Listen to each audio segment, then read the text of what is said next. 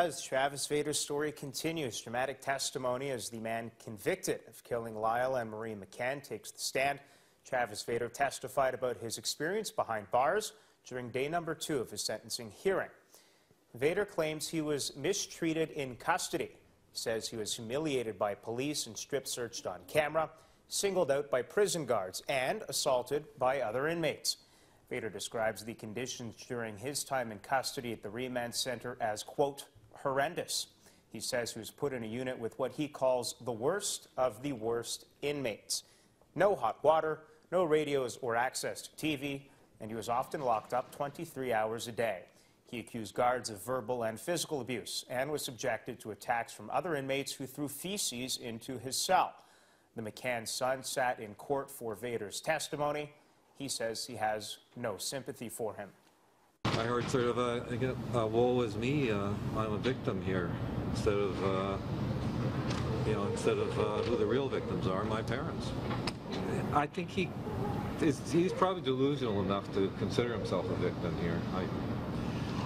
I personally don't think he is a victim, and I think he's playing it up for what it's worth here. Be a man,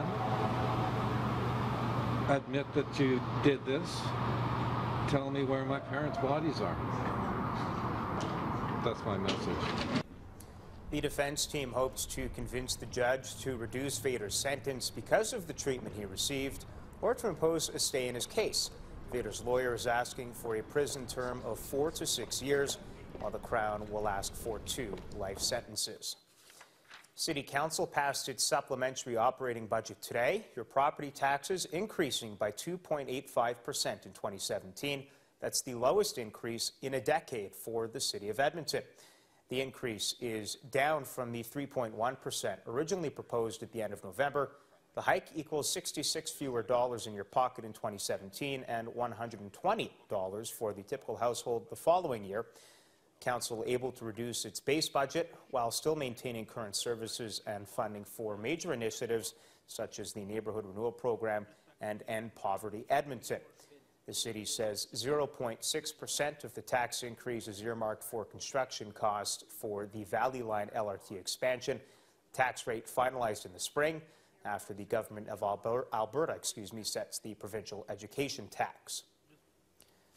The Federal Task Force on Legalizing Recreational Marijuana released its long-awaited report today. The 5-month study recommends storefront and mail-order sales to Canadians 18 years and older, with personal growing limits of 4 plants per person.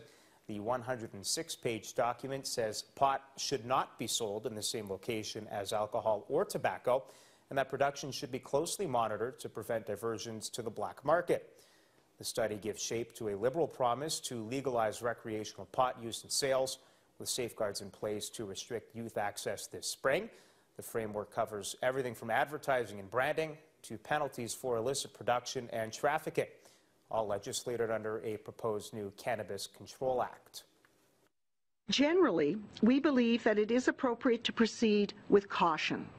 We are only the second nation to move forward in this way, and we were told by those who have gone before to expect surprises. There's no question that you look not only in this country and where people and Canadians' thinking is at, but in many other jurisdictions, that people are coming to the conclusion that the prohibition, the prohibitory regime that has existed is not working, and it is not meeting the basic principles of public health and safety that have to be at the core of this kind of public policy.